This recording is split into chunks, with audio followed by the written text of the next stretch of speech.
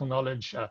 Brad Udall, Kevin Wheeler, David Rosenberg, Sarah Goking also wrote a sidebar addressing vegetation questions, and Jack. So the key points are how dry might future conditions of the Colorado River watershed become. That's effectively looking at the scenarios that could be possible and might put significant stresses, maybe extending the envelope beyond what has been looked at before, in the spirit of what Jack said our purpose in this work was. We've taken the approach to look back at historical data and say that what has happened in the past might happen again in the future. So we've looked at past flows reconstructed from tree rings and some future flows projected from climate models. And from looking at this, we found that significantly more severe droughts are possible, significantly more severe than the one that we are currently in. And I guess that's based on the historic droughts as well as looking at climate projections. In doing this work, we developed a method to partition the drought scenarios defined at Lee's Ferry throughout the CRSS nodes so that they can be put to the test of running through the system to see what would happen and ultimately to support modeling of alternative planning and management strategies.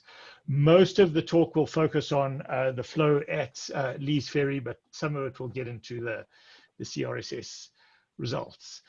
And we will show at the end some modeling using basically a current law of the river CRSS implementation with plausible drought scenarios we've developed that would result in a high frequency of Lake Powell elevations falling below the levels needed for power generation. And that motivates the need to have different ways of managing the system. Hey, so excuse me, David, this is Rich. I just want to let you know I am recording this for everybody, everybody's information. Great, thank you. Put it on YouTube. It might trump the press coverage tomorrow. So I wanted to start off with the mean annual flow at Lee's Ferry, just to give us a bit of a historical perspective. And we've worked with both the US Bureau of Reclamation natural flows, and that's the red line in this graph, together with the tree ring reconstructions from MECO. And there've been many tree ring reconstructions for the Colorado Basin, and we're just picking the 2017, what he calls the most skillful model. And the bold here are sort of 10-year moving averages with the thinner lines showing the year-to-year variation. And the little inset on the right shows the quality of the tree ring reconstruction with a fairly high statistical R squared, and the observed flows and the reconstructed flows line up reasonably well. There's some interesting things if you start looking at this data. Firstly, the reclamation natural flows have a mean of about 14.76 million acre feet per year. Many of you probably remember that number really well. But the last 19 years, it's been as low as 12.4. So there's a 2.3 million acre feet per year shortfall or deficit or decline. At the beginning of the 20th century, we had a really wet period where for 1906 to 1929, the flow was 17.8 million acre feet. Coincidentally, that was the time the Colorado River Compact was negotiated, and sometimes legend states that people used that to divide up the river.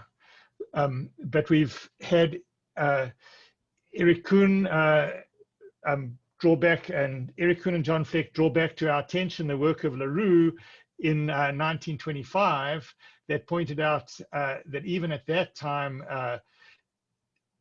he had produced reports saying that the flows could be lower. So he provided estimates 1895 to 1922 of 16.7, and then going back a bit further, 15 million acre feet. So, and there's a bit of a, well, there's a story that Fleck and Kuhn have really elaborated on that that builds out on that. Another interesting snippet is that if you remove the early 20th century pluvial, you get 13.9 million acre feet per year. So that's quite a lot less than the average, and it makes the drought that we're in not quite as dramatic. If you go way back into the tree ring records, there's a 25-year period where the flow is 11.7 million acre feet per year. That's this sort of period over there. And some of the average of the 10 models that we accessed based on sort of climate models have a mean flow of 13.4. So these are the sort of the variability of flow in this river that we wanted to build our work on, and try and provide input that might help with the management of it. Just for reference, the combined active storage in Lake Powell and Lake Mead is 47 million acre feet. So it's multiple years of storage, which does actually give flexibility to manage when the water is used, but it can't, the storage can't account for a sort of really long-term decline. So this is a bit of a flashback for me, and I just wanted to draw attention to this earlier work that I did in the 90s, briefly, without dwelling on it too much. When I started at the Water Lab, Doug James was just starting out with the severe sustained drought study of the early 90s. And the paper that I wrote has words somewhat similar to what we're talking about today: develops drought scenarios for use in the study of severe sustained drought in the Colorado River Basin. What's happened since then? There's a lot of new data. We've had the really dry period of the 2000s. There's new perspectives on some of the ideas, but just for reference, that severe sustained drought work evaluated scenarios with 10.5 million acre feet per year for 17 years, 9.5 million acre feet for 16 years. That was also based on the tree ring record. The data has been updated, so the numbers don't exactly match what you get from the current record. And the current millennium drought is at that value. So the outline of what I'm going to cover today is we're going to first talk about how we've quantified the sustained severity of the historic droughts. Then we'll talk about drought scenarios generated by resampling from historic drought. So we basically have picked 3 historic periods and developed an approach to sort of repeatedly sample them to put the system to test the system.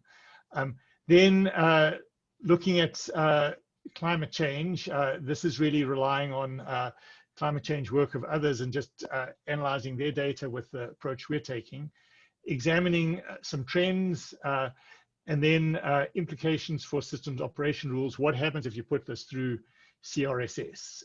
And then I've got a slide of conclusions, and I'll point out that the data that we've used is publicly available in the HydroShare website, and there's a link at the end.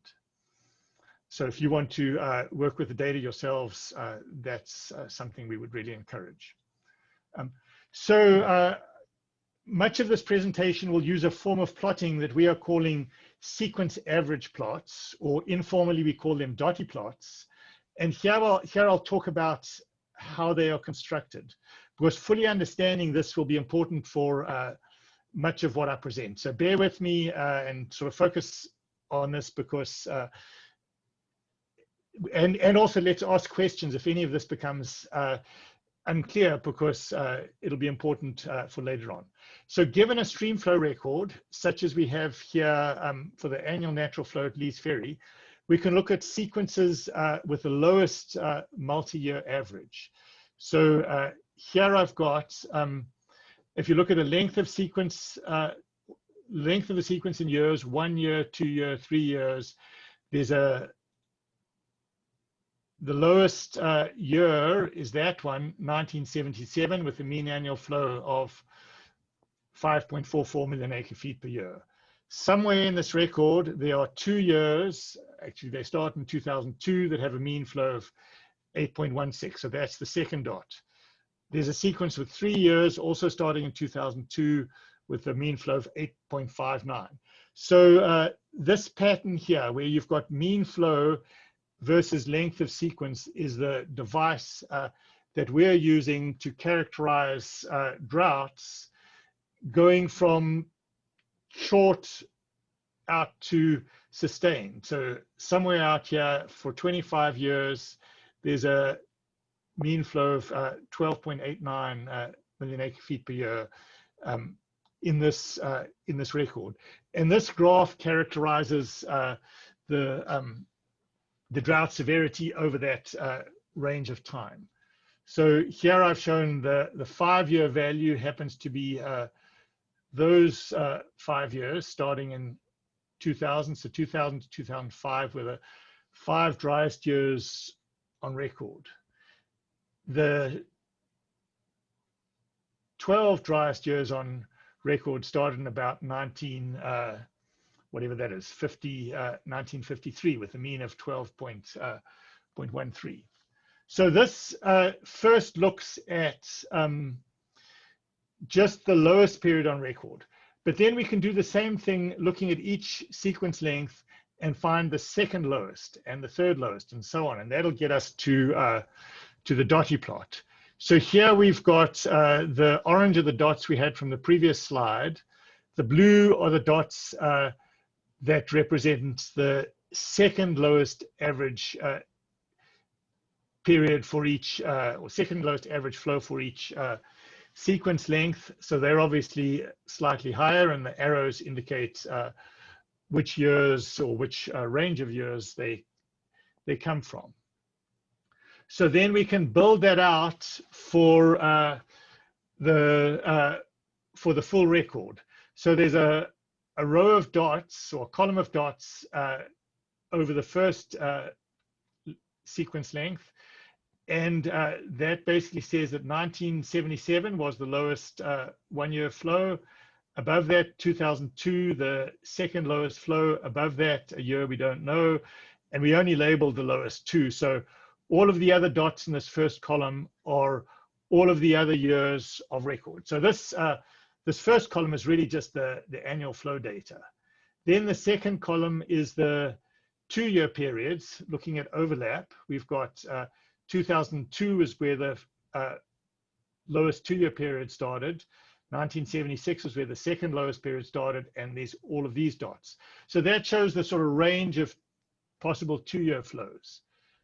On and on, the range of possible 3-year flows, 4-year flows, 5-year flows, where the lowest 5-year average is this 9.47, and there's a second lowest value there, all the way out to 25 years. And we've sort of standardized on carrying it out to 25 years, more or less, sort of arbitrarily or for convenience in plotting. So you can see that even that out of 25 years, you see there's a range of mean flow coming from the record that goes from about just less than 13 million acre feet per year up to just more than 17 million acre feet per year. So that shows that you can get pretty persistent dry and wet periods. And we think that this way of looking at it provides a sort of a helpful way of looking at across the years of how dry and wet it might become.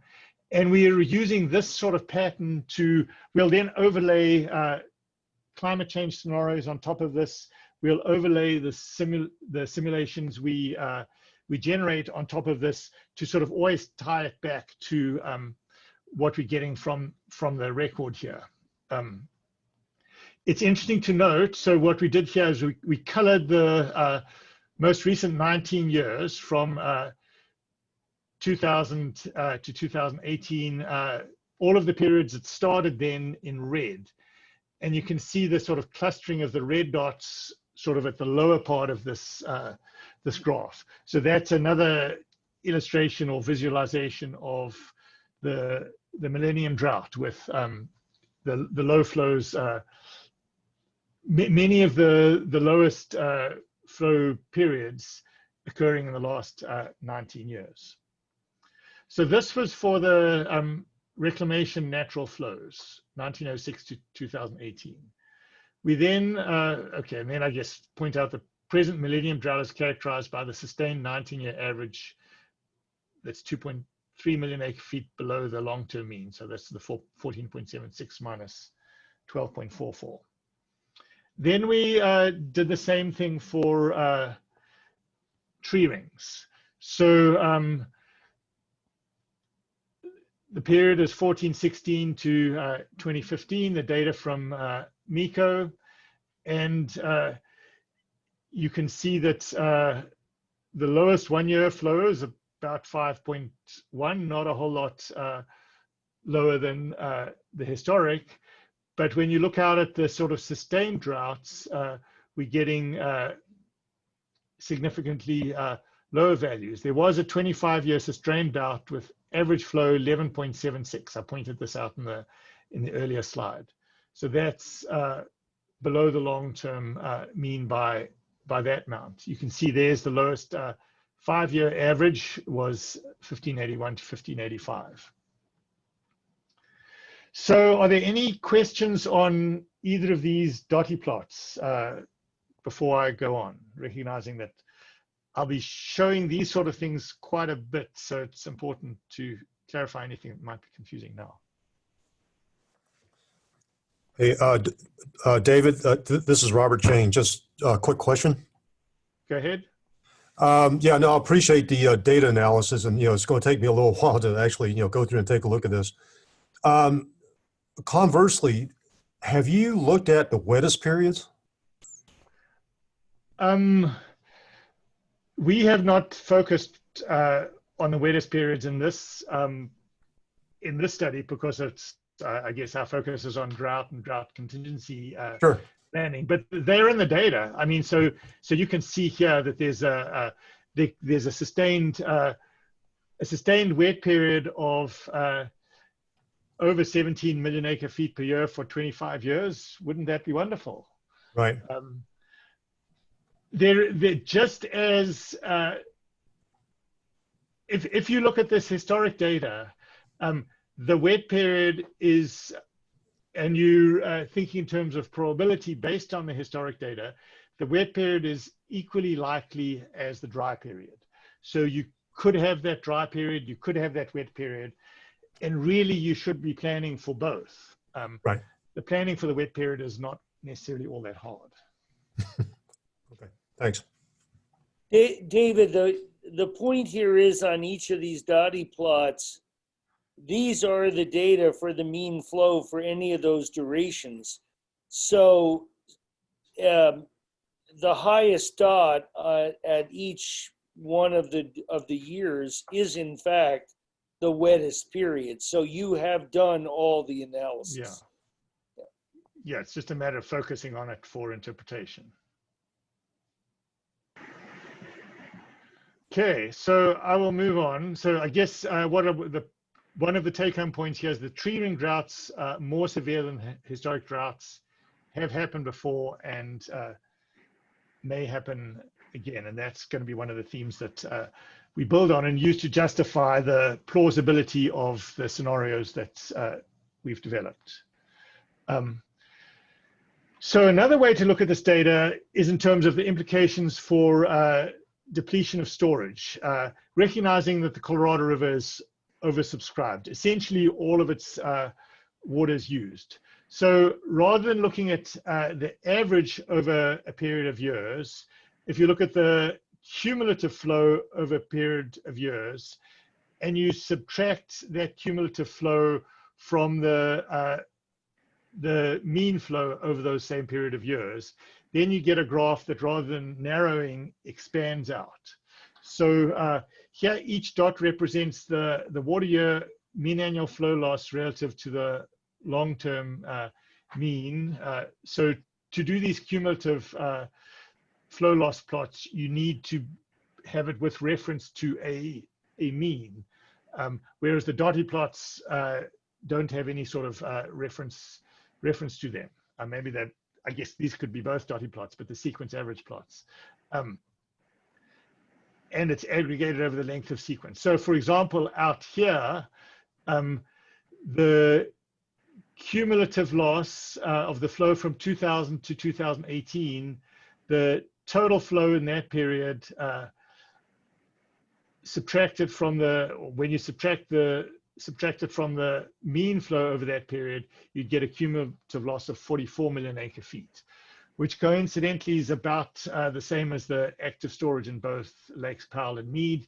So it's not necessarily surprising that there's shortage, because with the expectation that society has developed that all the water is going to be used, the reservoirs will get drawn down. So this is really a recasting of the sequence average plot to show the cumulative effect. So now I'm going to talk about the drought scenarios. Given the above characterization of droughts, we wanted drought scenarios that can serve as inputs for modeling to look at operational rules and planning and management. So we picked three. Two of them we picked from the historic record and one from tree rings. So they're defined based on historic and tree ring flows. They are scenarios that have occurred at the past, so they may reoccur to the degree that tree rings are reconstructions of the past, but we have a lot of good science backing up that they are. And they serve as inputs for modeling to improve our working with the system. So we focused on the Millennium Drought, which is the most recent 19 years available in the Reclamation Natural Flow Record. We focused on another severe sustained drought in the Reclamation Natural Flow Record, the 25 years from 1953 to 1977, which is the sort of next most severe drought. And then we looked at the most severe drought in the tree ring record, where the 25 years with the lowest flow, and that's got the 11.76 mean annual flow. And these are defined in terms of the all water year annual flow at Lee's Ferry.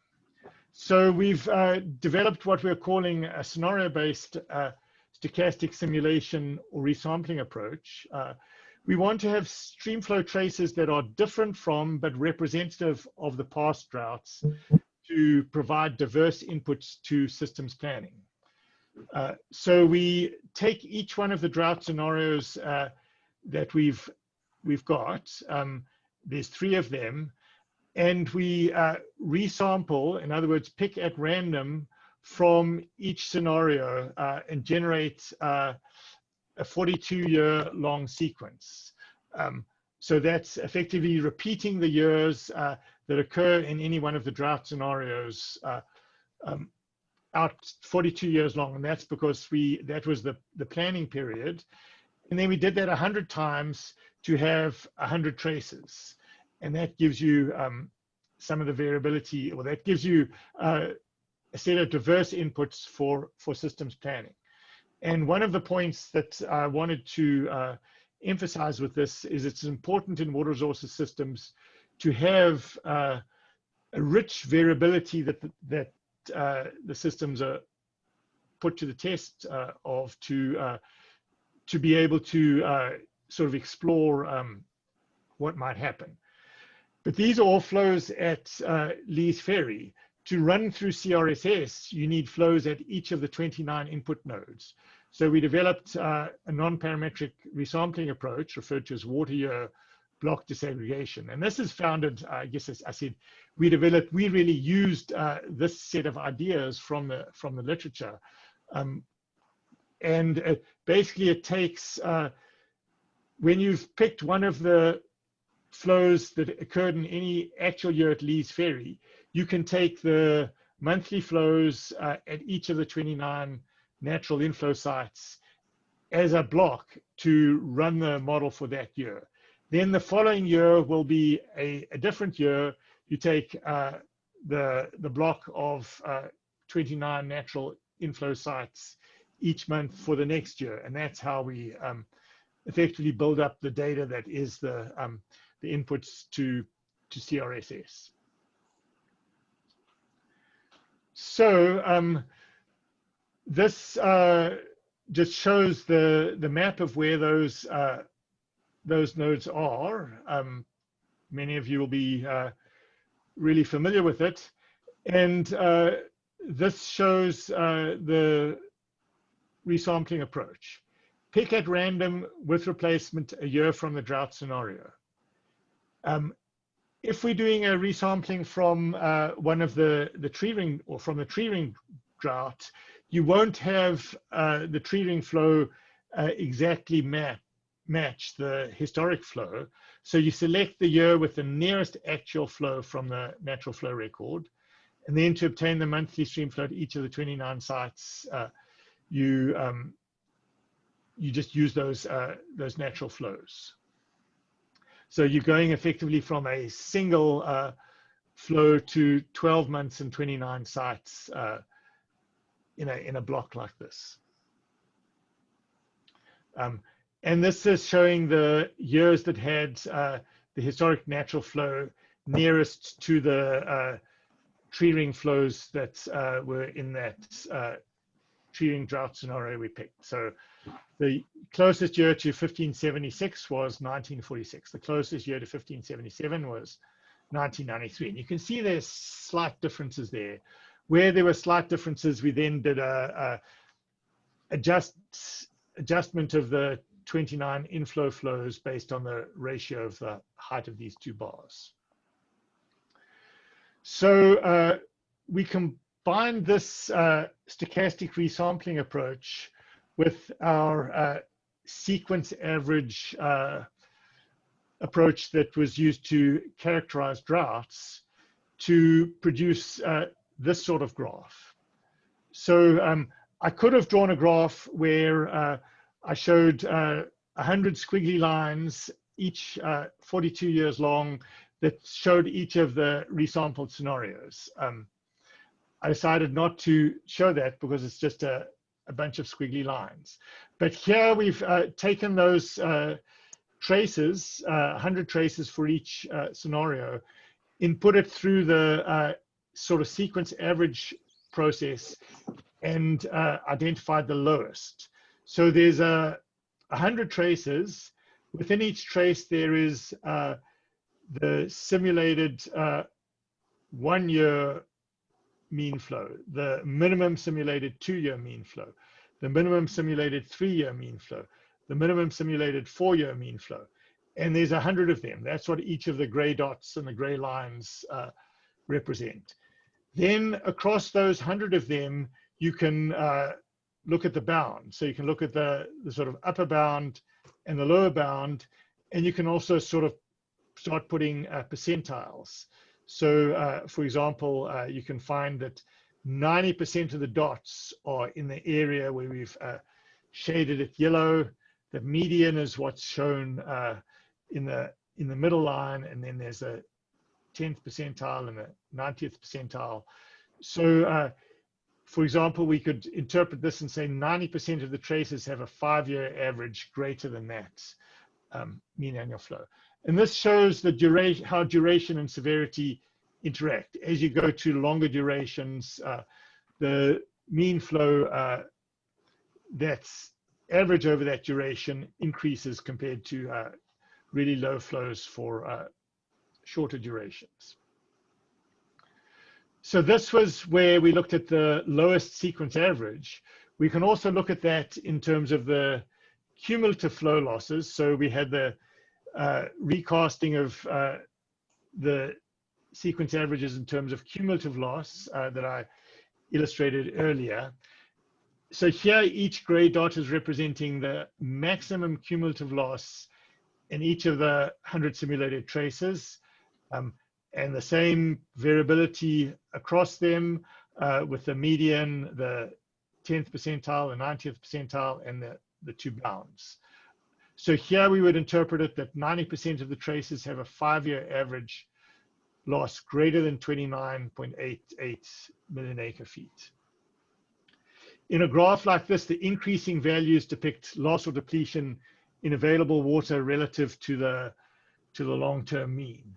So if you go out at the extreme end here, you could see that the really lowest simulation that we produced, which granted has a low probability because it's a 1 in 100 chance drawn out of the condition that we're simulating from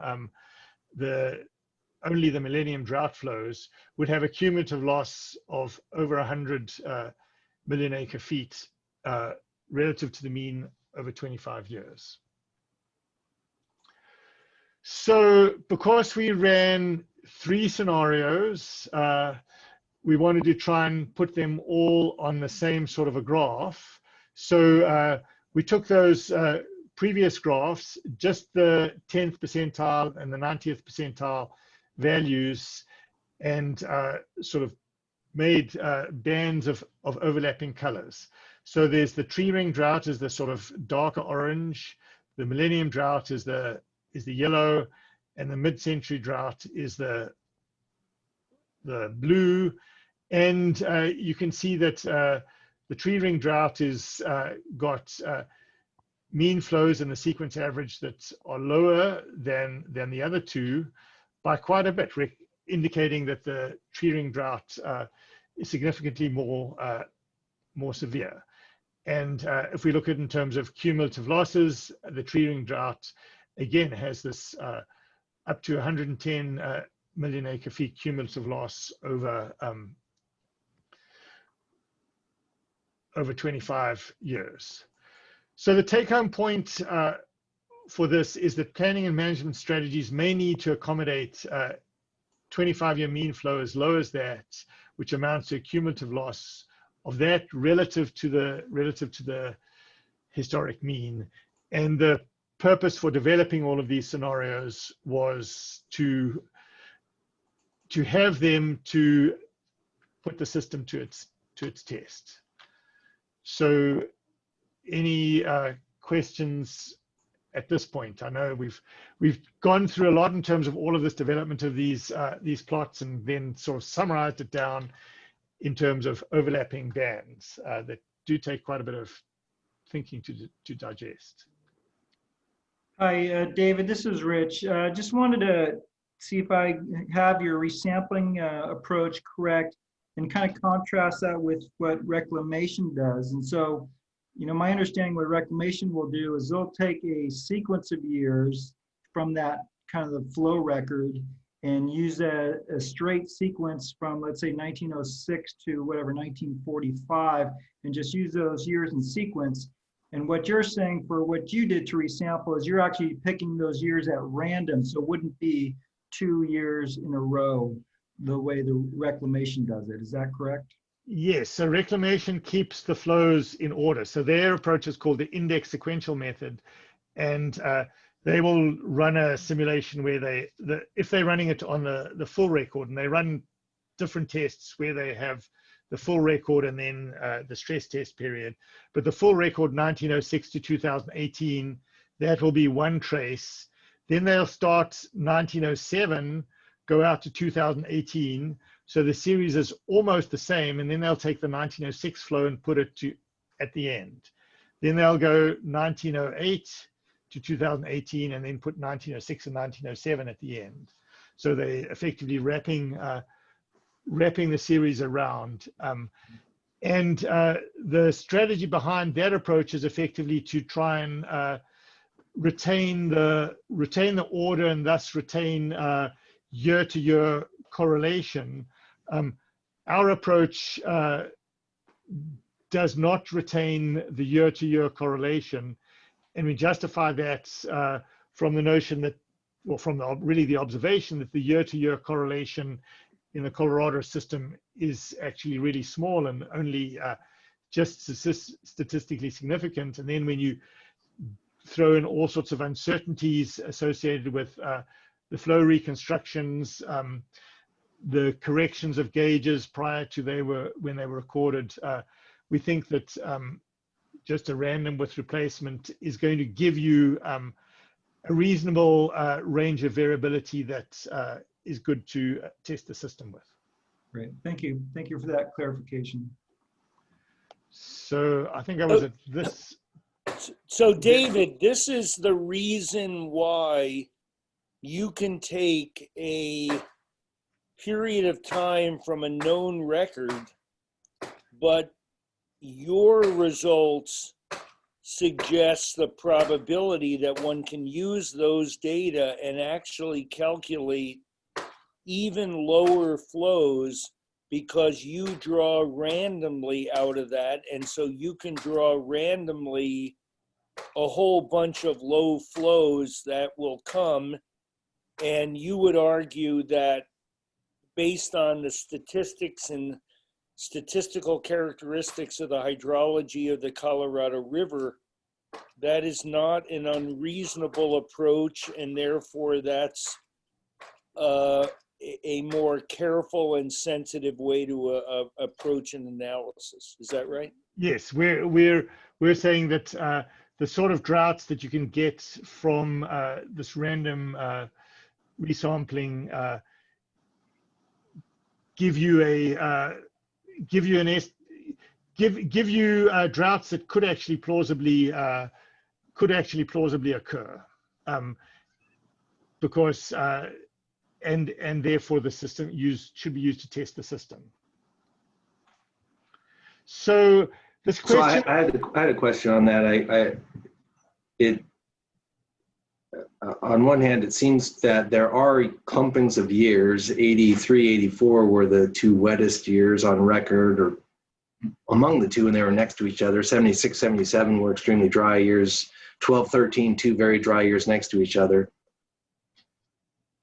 And you also said we're in this 18-year drought, but that it's random. So is the suggesting that whatever is happening in this 18 years is just random, and it was a random event that got us to this lower flow over the last 18 years? Or is there some momentum in the system that is keeping it at a lower flow that you might lose by breaking up the historic record?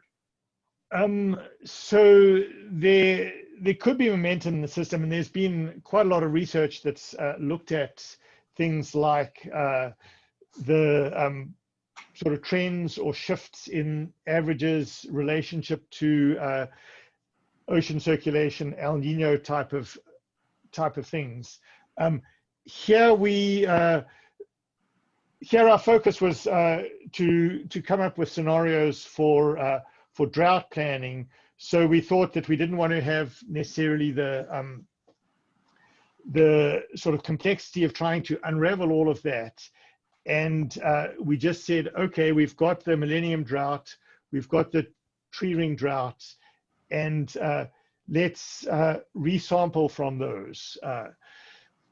So we are neglecting the year-to-year correlation. And the year-to-year correlation, if you look at the full record, is about 0.2, which is right on the border of being statistically significant over the full record. So there is some neglect of that statistical effect, and that does lead to one of the potential criticisms of this is if you're doing a resampling from a 19-year drought, and then you persist that for 42 years, that's saying we take this historic drought that's a 19-year drought and assume it lasts for 42 years. Well, there's a good chance that some of the next 42 years or any 42-year period is not just going to be a repeat of the 19-year drought. So there is a potential point of criticism that it's coming up with scenarios that are pushing the limit of what could occur. But in part, that's part of the point. And then I guess the next graph is going to take us to maybe trying to quantify that. So this slide takes the drought scenarios that we generated through resampling and then tries to put it back on the top of reality by comparing it with the cumulative flow loss from the tree ring reconstructions. So the blue dots are the range of cumulative losses relative to the mean from the tree ring reconstruction. So that's the observations from tree rings. The yellow lines are from our Millennium Drought resampling. And the same pattern of plotting as we had before, the lowest or the lowest cumulative loss, the highest cumulative loss, the median, and the 10th and the 90th percentile. If we look at where those fall relative to the dots, which are the actual observations, you can start estimating probabilities and associating probabilities with our resampled droughts. So let's look at the column representing 10 years. The 90th percentile level of that fell between two dots here. I think it fell between the second and the third dot. And so from that, you can estimate the probability of a cumulative loss at that level would be 0.5 or 1 in 200. Down at the median, it's got about a 1 in 40 probability, and down at the low end of, or down at the 10%, it's well, 6% is about a 1 in 13 or 1 in 15-ish. So these provide what I'm calling here approximate probabilities estimated by counting the exceedance of the past tree ring data. So that gives you one way to establish plausibility and come up with approximate probabilities. The probabilities are not zero, and our scenarios for cumulative losses are not way above what the tree ring records are suggesting. So they're in the realm of possibility. So we did that here relative to the tree ring flows for the Millennium Drought. We also did it for the tree ring drought itself. So this is comparing the simulations from the tree ring drought to the tree ring data. And in the paper, we've got other comparisons sort of filling out all of the details. So these give some measure of the plausibility of each of these drought scenarios. And it's showing that, well, I hope it's establishing some measure of plausibility, but also at the extreme end, consistent with pushing the system. So that's the effective endpoint of the drought scenarios that we came up with. We then wanted to ask the question, what about climate change? The Reclamation Basin study in 2012 used 112 CMIP3 models. They put it through the variable infiltration capacity, or VIC, hydrology model. This wasn't our work. This was reclamation work and a number of other researchers. And we have just taken this data and tried to analyze it through the filter of the sort of sequence average plots that we're looking at. So there's 112 CMIP models, and they had a validation period that they started the models in 1950, and they ran them all the way through 2099. So you can look at the overlap, the period where from 1950 to 2018, we can compare them against the historic droughts. So the way we decided to look at it is, for each of these 112 model runs, we produced the minimum sequence average, and we also put the minimum sequence average from the observed natural flow and from the tree ring flows for that same period. And we find that some of the climate models have droughts that are on par with what have been observed. Some of the climate models have droughts that are significantly more severe and some are less severe. So we said, okay, it's probably reasonable. I mean, if the climate model's not even simulating the historic period really well, you might not put a lot of faith in its future simulation. But maybe the 10 models where the sequence average characterization of drought severity over a length of sequences, maybe those 10 models are reasonable to look at. So that was our approach for selecting 10 models that represent past severe droughts well. And then we looked at the projections from those models from 2020 to 2099. And we've also got on these plots the observed natural flow and the tree ring reconstructed natural flow. The tree ring reconstructed natural flows is now for the full period, which is why it's giving droughts a whole lot, or sequence averages a whole lot less. What's interesting to note is that while we were able to pick 10 models that clustered around the observed period sequence averages, when you project them ahead, they spread out quite a bit relative to the historic sequence averages. And I've also got shown in gray all of the other CMIP runs, although we want to discount those a little bit. It's interesting to see that there was actually one of the CMIP models, and we haven't identified which one it is, that did represent well the historic period, is now producing a 25-year flow of 9.2 million acre feet per year. So this was one of the statistics I drew attention to earlier. And it's showing that the climate change projections are suggesting quite a bit of variability. Well, that's not really new, but flows that could be quite dramatically low.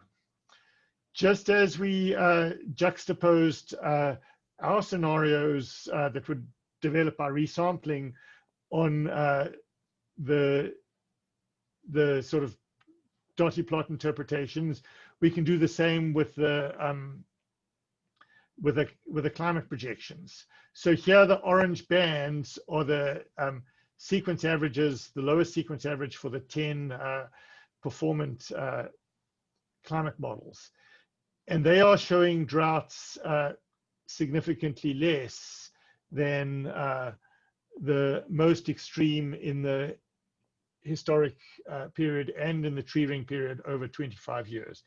In this graph, I've actually combined both the natural flow and the tree ring flow, and we've just offset a little bit and put the tree ring flow in a slightly darker blue so that you can see the two together within the red dots, again showing post-2000, and we used yellow for the tree ring post-2000 flows. So the climate projections are showing droughts potentially more severe than what we are getting with the resampling. And we can show the sort of 10 and 90 percentile bands that we showed before to illustrate that. So here the gray is from the 10 performant climate models, and then within these orange, yellow, and blue bands are our resampling. So there's a suggestion that from the climate models that you could get even lower droughts than are coming from our resampling. So that's an interesting thing. I don't want to dwell on that too much because there is quite a lot of uncertainty coming from climate projections, but that does provide another justification for considering some of our resampling that is producing droughts that are more severe than what we are getting out of the the actual data that you might get with the index sequential approach due to the independent year-to-year resampling. So we also wanted to look at trends, and the part on trends is fairly short, but there's an interesting point that comes out of it. So we looked at precipitation, temperature, and streamflow trends. We used data from Hamlet and Lettenmeyer that had been updated by Muchao. And we did that over the basin divided into 6 parts. So we established regions based on streamflow correlation. And so there's the sort of upper part of the Green River that we're calling the Middle Rocky Mountains, the flow that originates from the Colorado, the Southern Rocky Mountains. And when we used correlation to partition into these regions, the approach basically grouped the Yampa River and its tributary in with flows originating from Colorado rather than in with the Green, even though they geographically flow into the Green. And that makes logical sense when you think of which mountain ranges are having the orographic effect that are producing the flows. So we had this partitioning into regions. We used streamflow from the Reclamation Natural Flow Database and precipitation and temperature data from these sources. So when you look at streamflow and you look at the full record, there is often a declining trend. But as we pointed out earlier, there is this early 20th century pluvial period from 1906 to 1929. So if you start the trend analysis only in 1930, after that has ended, we have then found that the streamflow trends lose any statistical significance. So the blue lines on these graphs show the full period of record trends. The red lines show the post-pluvial trends, and you can see statistical significance not, statistical significance not. The Colorado Plateau flows are pretty small and neither were statistically significant, and then statistical significance and not. And in the paper, there's tables that give the statistics and the sort of p-values that justify that. But this raises, brings into question whether thinking of trends and trying to infer trends and say, oh, maybe that is going to continue to the future, when at least this analysis might suggest that the trend is due to the early 20th century pluvial being in the data. I think if we went back further, but that here we'd have to get into tree ring records, you could find periods where there are trends and where there aren't. Looking at precipitation, sometimes the lines have a sort of declining pattern, but when you put it to the statistical significance test, there were not trends either. I guess it's interesting that there's a suggestion of an increasing trend in the Middle Rocky Mountains, but that was also not statistically significant, which at some level you might say, well, this is due to the annual precipitation is so variable that finding a significant trend is actually quite a hard thing to do. When you look at temperature, all of the trends are significant and positive. So we know from climate change that the basin is getting warmer, and we do expect this to have an effect. And we might think of future droughts are going to have streamflow be impacted by the changes in evaporation and changes in hydrologic processes, snowmelt that come about due to this warming, although those are not detectable in the current streamflow signal. So then we took the scenarios that we had produced and used them as input to CRSS to ask the question, what happens if we run them through CRSS given the current law of the river interpretations that it encodes. This does have increasing upper basin demands built into it as provided by the Upper Colorado River Commission.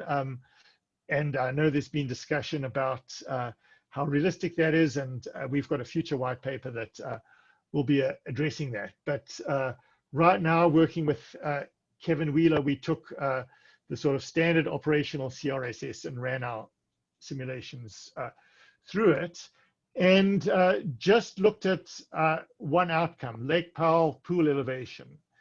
And we produced, we looked at the sort of percentage of traces where the lake elevation exceeds a certain value.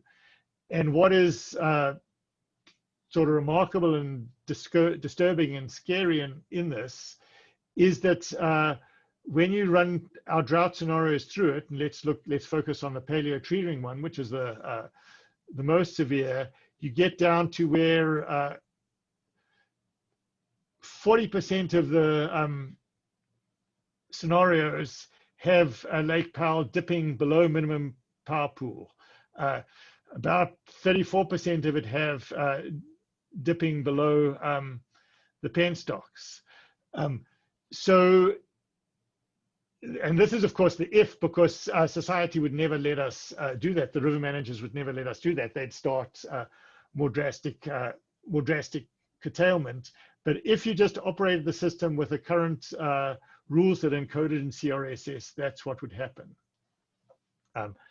And I think this top dotted line is the direct natural flow simulation, just running the data through the system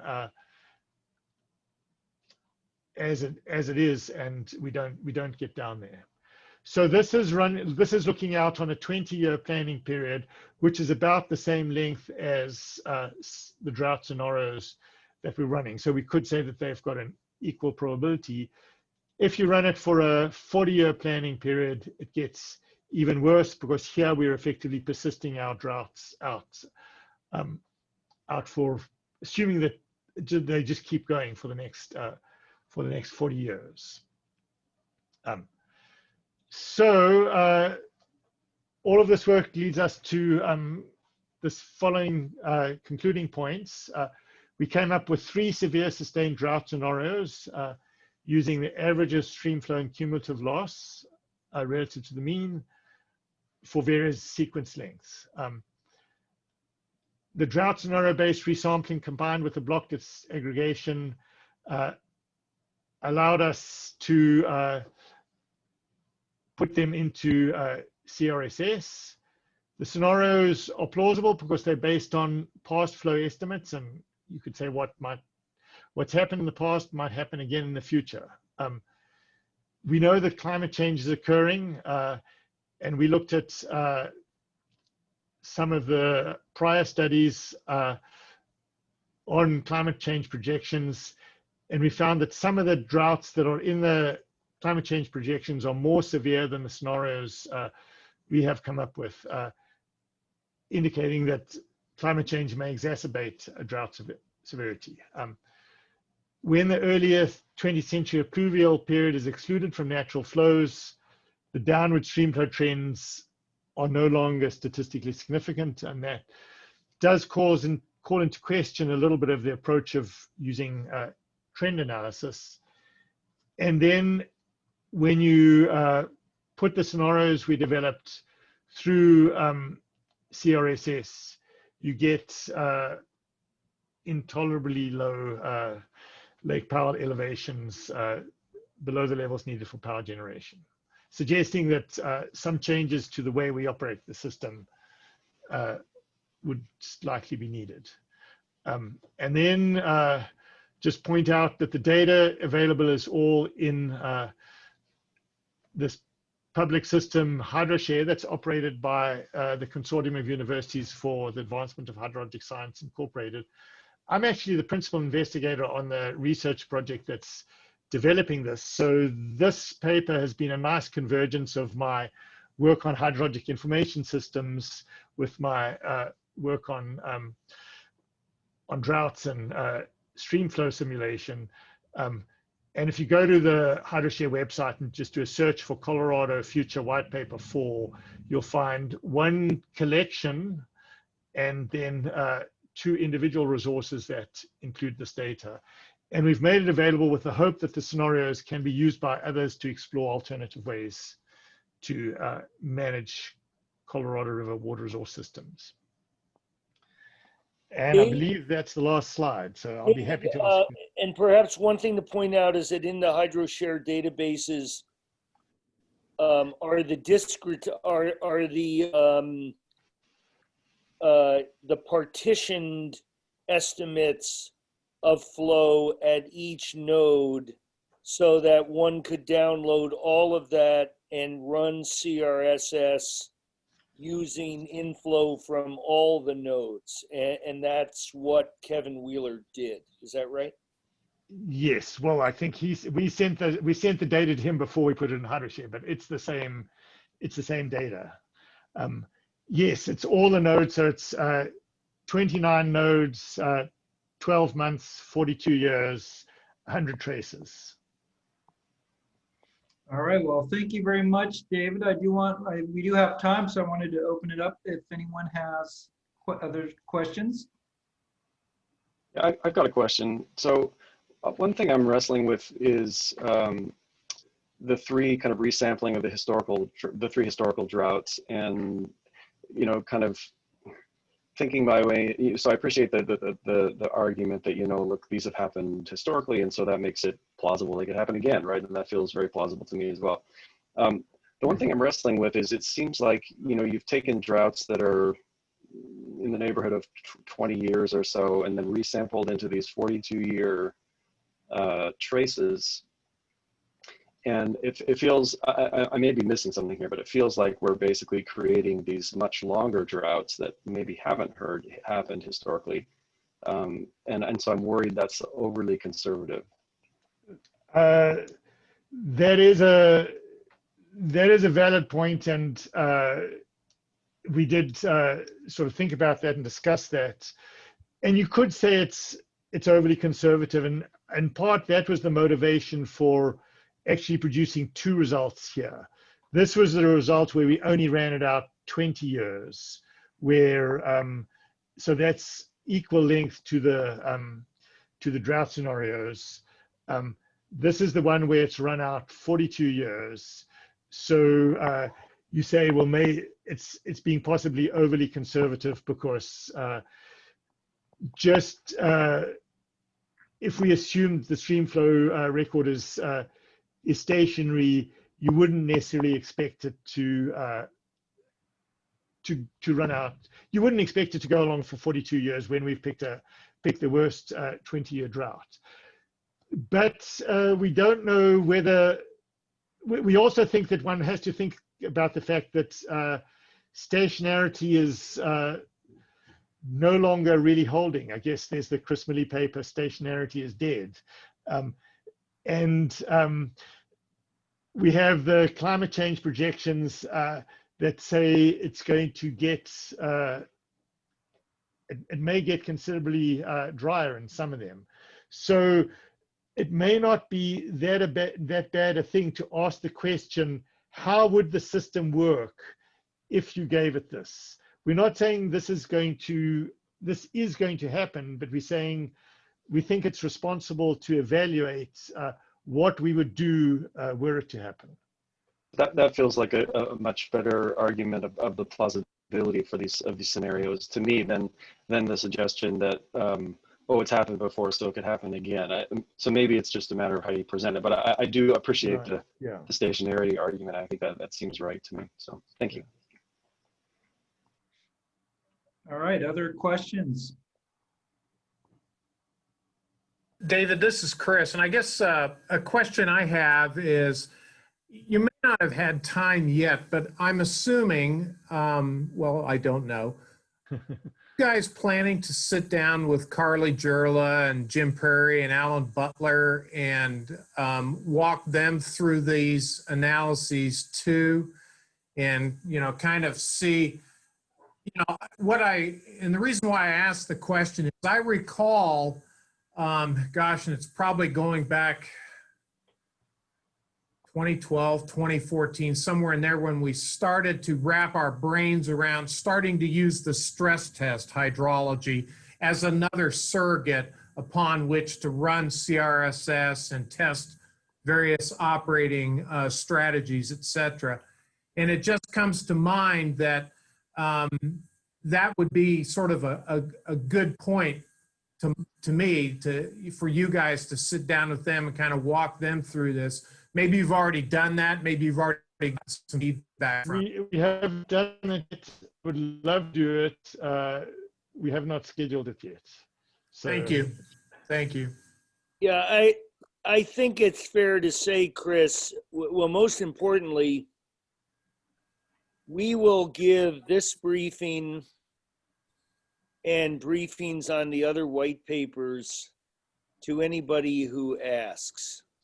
I do check in on occasion with Jim Prairie and Carly. You know, I've had Carly say things to me, you know, please don't give me a test. I still haven't finished white paper X. And so we're trying to walk a fine line. We do not want to presumptively insist that anybody should listen to a group of academics. By the same token, we're no fools. We know lots of people read our white papers. And we definitely know that behind the scenes, people at least talk about these. I expect that we will be asked to give a similar briefing to the Upper Basin. We've had indications that's the case. And we would go anywhere and talk to anyone. That is our purpose. That is our purpose. That is our purpose. but Oh, you're thanks. the first. Well, that's great. What is first? You know, and I actually am glad you brought up the Milley paper and the concept that stationarity is dead, because I think that's an important concept for all of us to kind of consider, is that, you know, that cone of uncertainty that we're facing going forward, it's pretty big.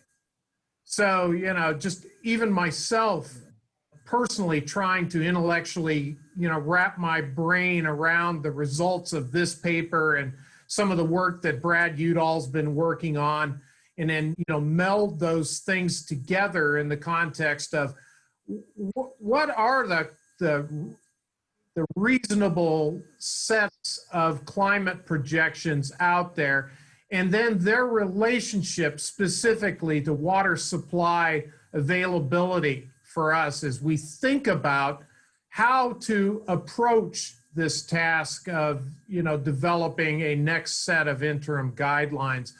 It's all, you know, becoming very, very important. So I think this has been a really helpful, you know, paper for me to read. And I really appreciated particularly the walkthrough you gave, David, at the outset on the docu-graphs, I believe you call them. Those were a very novel way, docu-data or whatever it was, very novel way of presenting this information. And it took me a while to kind of grasp that in the paper. So thanks, that was very helpful. I would also put our work in another context. Some of us on this call have been involved, were involved in a series that was organized at the University of Arizona that had to do with conversations and scenario planning. And several of us on this call sat in rooms and imagined scenarios. What happens if it's very dry? What happens if it's very wet? Those conversations were essentially qualitative conversations, imagining things. And I think that one thing that David Tarbotton's work has done is it gives us numbers. And well, what the hell would those numbers be? So you don't just say it was very dry or it was very wet. Well, what might the numbers be, and is the system robust enough?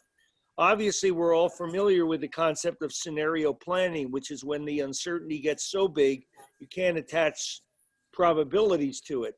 And it would be presumptuous for us in little old Logan, Utah, to be telling the managers of water in Southern California how severe a drought do you want to have already anticipated and planned. That's far beyond our pay grade, but we wanted to share with you what those numbers might be, and only you guys will ever decide how cautious you want to be. We're just appreciative that Chris would invite us to let us know, to let you know what we figured out. If I could just follow up, I have to jump off really quickly here, but I just wanted to follow up with just a comment as well. I wanted to applaud your use in particular of the kind of resampling of historical data. I really like that, preserving the statistics but getting kind of unique sequences. I feel like I'm pretty new to the Colorado River crew here, but I've worried about the index sequential method in the CRSS modeling since I got here, and so I appreciate that just as a sort of big picture methodological move, and I honestly hope it sticks, regardless of the particular numbers, whether they stick. But yeah, so thank you for that. Okay, good. David Tarbotton, you might also just point out that you didn't stumble on the random selection process lightly. I mean, you explored other strategies, KNN, other sophisticated strategies, and concluded there wasn't value in those. Right. Well, I mean, so I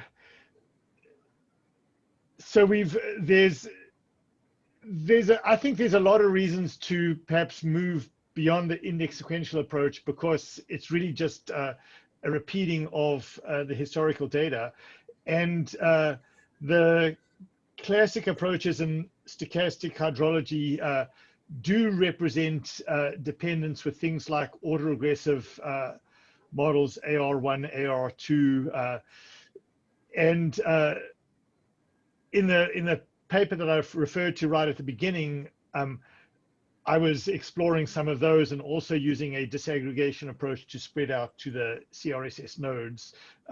Then there has been a whole line of thinking referred to as the non-parametric statistical approaches, which are really resampling exact values rather than the autoregressive approaches, which provide values that haven't been experienced before and often require probability distribution transformations that often introduce other potential distortions.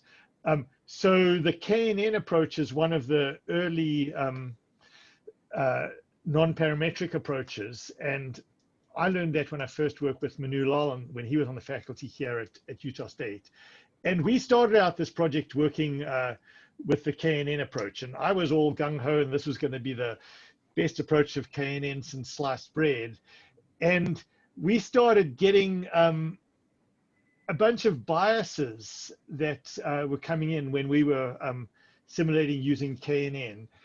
And we really sort of figured out that for the number of years that we were resampling from, it didn't make a lot of sense to try and, well, when you try apply KNN on a record that's 25 years long or 18 years long, it's, it can get stuck in a low space or get stuck in a high space. So we then decided we would just use the random resampling. And we sort of tried to, when we were trying to figure out what was going wrong with the KNN approach, we started looking at the correlations we were trying to reproduce, and we found that, okay, while you look at the full record, you've got about a 0.2, but you can find periods of the record where it's as high as 0.4, and other periods of the record where it's, and these are significant sort of 30 to 40 year periods, where it's 0. So that sort of started putting us putting into question this whole whether focusing on correlation was perhaps too much, and that sort of motivated us to go with just the random resampling approach. There probably is some additional statistical validation that this could get subjected to. I mean, we could then go and compare it with the reproduction of maybe other statistics. that we haven't done yet, but this paper was long enough as it was.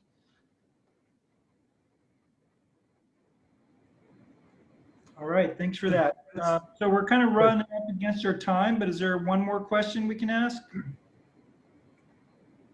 On the flow loss, cumulative flow loss, I think you call it, Right.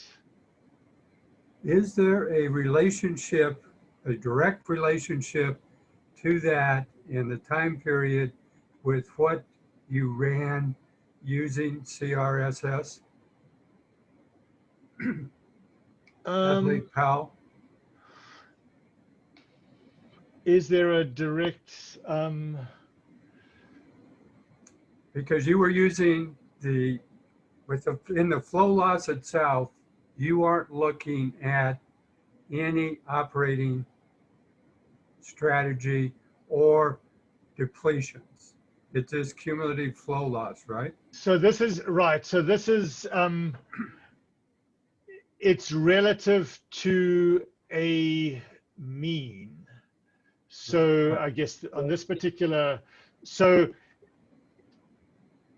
if the scenario that we were simulating or the historic trace in terms of the individual dots were to occur, and if the water being used out of the reservoirs was the mean, and you had the inflows that we were simulating, then it would map directly onto the sort of depletion in the reservoirs.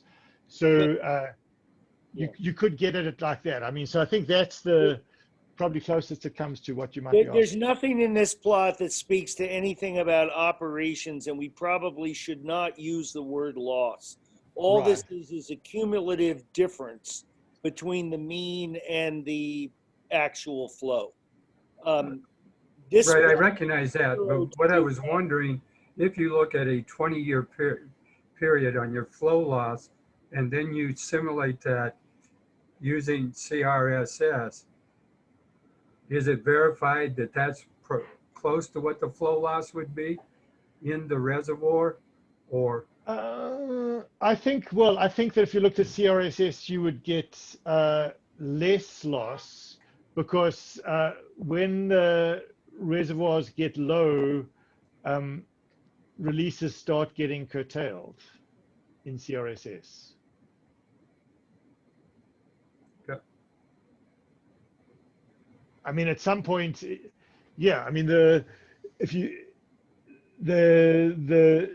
are all of these tiers where when the reservoirs are high, you can use the water, but at a certain level you get curtailment and Curtailment or system conservation projects. right. Yeah. Yeah, David. These are the guys on the phone who negotiate those agreements. I know. Yes, and they know much more about it than me.